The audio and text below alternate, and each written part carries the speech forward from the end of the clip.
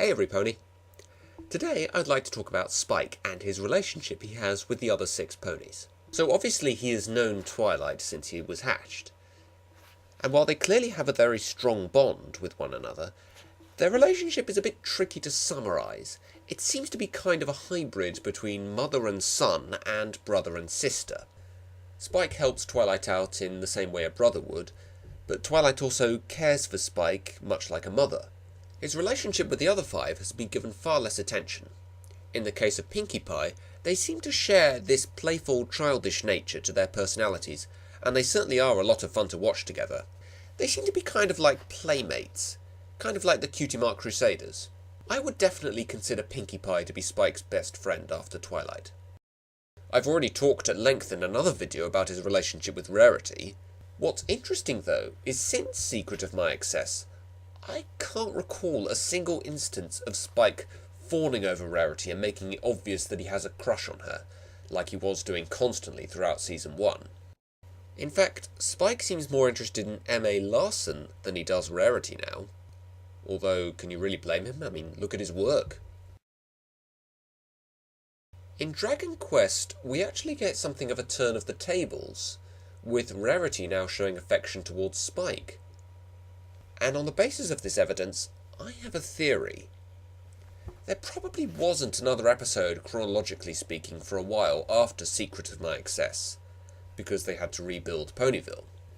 So I reckon they dated briefly after the Secret of My Excess, and as a result, Spike no longer has a crush on Rarity. Spike with Applejack and Fluttershy are 2 pairings we haven't seen too much of. Aside from the opening episode, I can't recall a single interaction between Spike and Fluttershy, and I can't recall any interactions between Spike and Applejack. Well, unless you count this. Come on, Spike. You already me 15 times. I'm starting to get a little embarrassed. Okay, so there's a small edit in there. I don't think they're quite that well acquainted. But the pairing I really want to talk about today is Spike and Rainbow Dash. They seem to have a lot in common. They both have rather large egos, they both can be a little insensitive at times, they both like to make fun of others, and they are both keen to help out whenever they can. But it's not until Dragon Quest that we get a proper insight into their relationship. First, let's have a look at the first interaction between the 2 of them in the episode. Yeah, us dragons are definitely a force to be reckoned with. Yeah, right, Spike. That's one of the scariest aprons I've ever seen. What's wrong with wearing an apron? You won't be laughing when you spill blueberries all over your scales. Feathers. That's one tough stain. One tough stain against one lame dragon. So it seems at first like Rainbow's being a bit cruel. But think about this for a moment. If a total stranger, or someone you didn't know particularly well, was wearing something you thought looked stupid, would you say anything? Probably not. But if a friend was wearing something you thought looked stupid, you'd be more likely to be honest with them and say what you really think. Rainbow's teasing Spike here shows that she feels comfortable that she knows Spike well enough that he won't take offence or think any less of her because of it. But what's really interesting is what the other 4 say to Spike. Spike's style is unique. He doesn't have to look like other dragons. Or act like them. My little Spiky Wikey is perfect the way he is. I don't act like other dragons? Oh, not even close. But why would you want to, Spike? The other 4 all feel that there is nothing wrong with the way that Spike is behaving, and that he shouldn't feel he has to be any kind of major threat just because he's a dragon. The only one of the 5 ponies present that feels the same way Spike does is Rainbow Dash. Then in the next scene with them together, Spike tells them about joining the other dragons. Spike, that's nonsense talk. I know that you're a dragon, but those dragons mean business. They're big and tough and scary.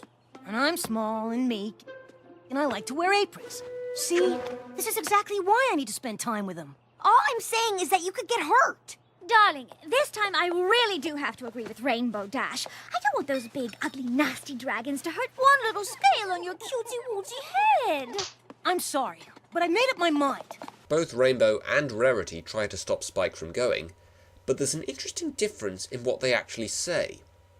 Rainbow says, you could get hurt, while Rarity says, I don't want you to get hurt. An interesting subtle difference that Rarity would make it about herself. Then you have these two scenes.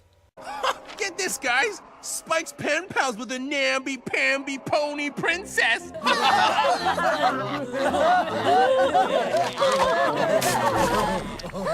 How can he just throw that away?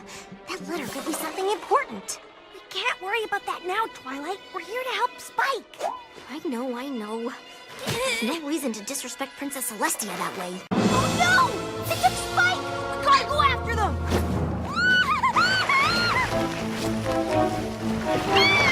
Rainbow Dash, stop!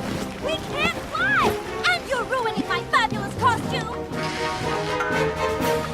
I'm sorry, but we gotta help Spike! Notice how both Twilight and Rarity both become distracted from the matter at hand. Rainbow is the only one completely focused on helping Spike. This episode definitely showed them to be better friends than I had previously thought. Although it was kind of odd that during the group hug scene at the end, Rainbow doesn't appear to be hugging Spike at all. Oh, by the way, an interesting thing about that scene.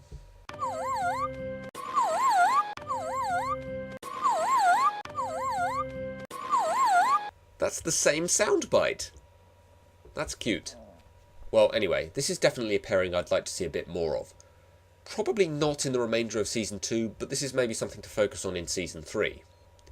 But what could we call this pairing? Spainbow? Spash?